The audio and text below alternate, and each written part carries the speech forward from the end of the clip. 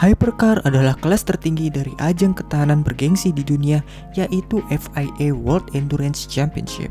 Kelas ini dibagi menjadi dua tipe hypercar, yaitu Le Mans Hypercar atau biasa disebut LMH dan Le Mans Daytona Hypercar atau biasa disebut LMDH. Tak hanya FIA World Endurance Championship, kelas hypercar tersebut juga akan diberlakukan pada ajang ketahanan Amerika, yaitu IMSA WeatherTech Sports Car Championship.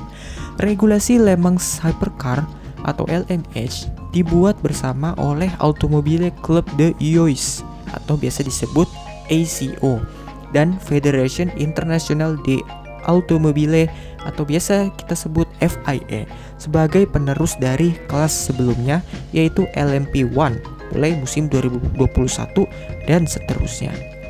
Tidak seperti pendahulunya di mana hanya mengizinkan prototipe yang dipesan lebih dahulu untuk balapan dalam kategori tersebut.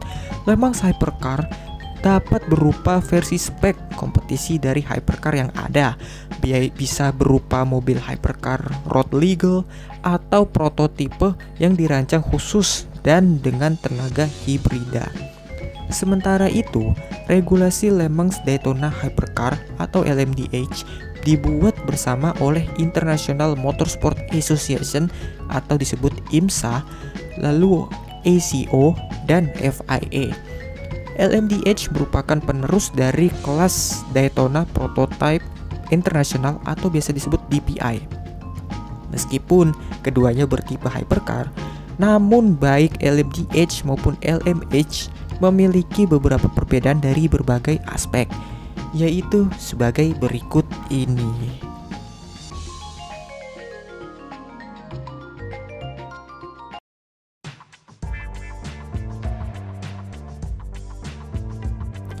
Kategori Le Mans Hypercar dan LMDH memiliki banyak aspek bersama yang akan kami perinci lebih lanjut dalam video ini. Perbedaan utama adalah batas biaya. ACO menyatakan menjalankan dua hypercar akan menelan biaya 80% lebih murah daripada mobil LMP1. LMDH adalah jawaban dari kolaborasi ACO dan IMSA kepada tim untuk masalah biaya, terutama karena pandemi COVID, tetapi juga biaya pengembangan yang tidak dapat lagi ditanggung oleh tim swasta maupun konstruktor. Untuk meringkas, LMDH adalah kelas DPI 2.0. Sebagai catatan, biaya mobil LMDH dibatasi hingga 1 juta euro. Itu pun belum termasuk mesin pembakaran internal. Sementara tidak ada batasan anggaran yang disebutkan untuk kategori LMH. Tujuan akhir dari pembuatan kategori baru tersebut adalah untuk menetapkan sistem BOP atau Balance of Performance, sehingga kedua kelas dapat bersaing satu sama lain di FIA World Endurance Championship dan IMSA Championship.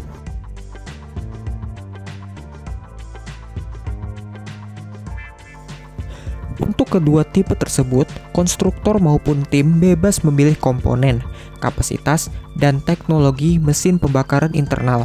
Namun, output daya maksimumnya dibatasi hingga 470 kW atau 640 horsepower.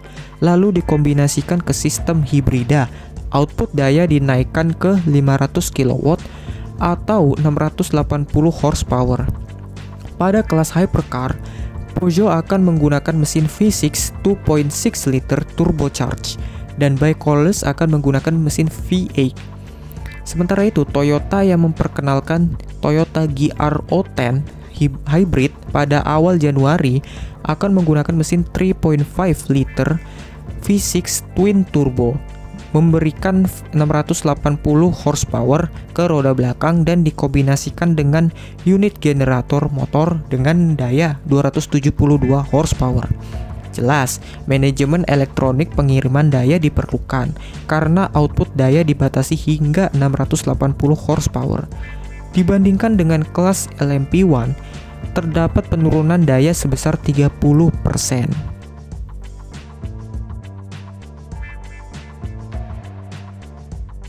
Kedua tipe tersebut harus berbobot 1030 kg sesuai dengan peraturan dari FIA. Namun, berat mobil boleh ditingkatkan sebesar 15-20% dibandingkan dengan mobil LMP1.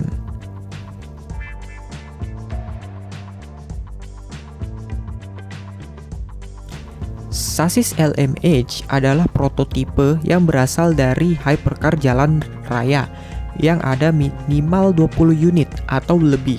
Toyota misalnya akan memasarkan hypercar dalam waktu dekat ini berdasarkan prototipe LMH mereka. Sementara itu, LMDH harus umum untuk banyak tim dan dibuat secara eksklusif oleh beberapa pabrikan pembuat sasis ternama, yaitu Dallara, Oreca, Ultimatic, atau Ligier. Audi dan Porsche misalnya telah bermitra dengan Multimatic untuk merancang sasis mereka. Bodywork dan aerodinamika dari LMDH telah diatur, namun para kompetitor diperbolehkan untuk menggunakan bodywork yang sesuai dengan identitas pabrikan. Peraturan bodywork bertujuan untuk kembali ke era tahun 90-an dengan mobil yang khas, dapat diidentifikasi, dan konvensional. Untuk kategori LMH, aturan teknis menawarkan lebih banyak kebebasan, kecuali untuk masalah keselamatan, aturan aerodinamis dan bodywork cukup terbuka, bahkan untuk bagian floor. Seperti yang dilihat pada Toyota GR-O10, bodinya jelas mengingatkan kita pada prototipe LMP1 sebelumnya. Peugeot mengambil pendekatan lain pada aerodinamika hypercar mereka, yaitu 9X8. Tidak terdapat adanya sayap belakang. Untuk saat ini, peraturan hanya mengizinkan satu elemen aerodinamis yang dapat disesuaikan. Musim 2022 akan memberitahu lebih banyak tentangnya, karena sangat unik bagi mobil balap untuk tidak memiliki sayap belakang.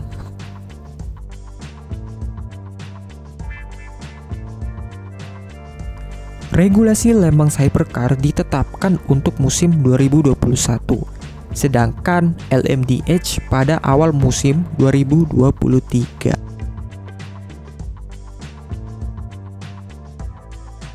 Terdapat banyak pabrikan yang memasuki kelas hypercar tersebut, yaitu dari LMH. 2021 ini ada Toyota, Glickenhaus, dan Alpine. Lalu untuk tahun 2022 mendatang ada Baikonur dan Peugeot yang ingin masuki LMH. Lalu 2023 ada Ferrari yang akhirnya kembali ke kelas utama. Lalu untuk LMDH ada Audi, Porsche, Cadillac, BMW, dan Acura. Namun, rumor yang beredar masih ada beberapa pabrikan lain yang tertarik masuk ke kelas utama tersebut. Selanjutnya siapa ya?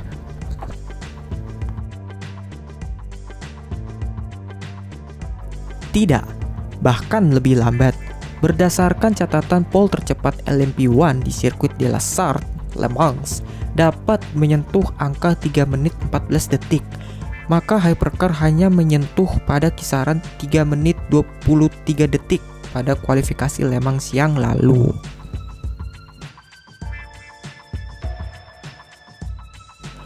Apa yang bisa kita harapkan dari hypercar ini? Sebenarnya banyak hal. Pertama, kami berasumsi akan ada pertunjukan yang cukup menarik karena kedua tipe sangat dekat dalam hal kinerja. Kedua, saat ini sudah banyak tim yang menyetujui program ini dengan bergabung.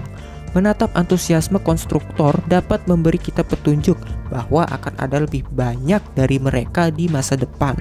Juga program ini memungkinkan untuk secara drastis mengurangi biaya, yang memungkinkan tim yang lebih kecil sekalipun untuk bergabung dan bertarung dengan pabrikan besar.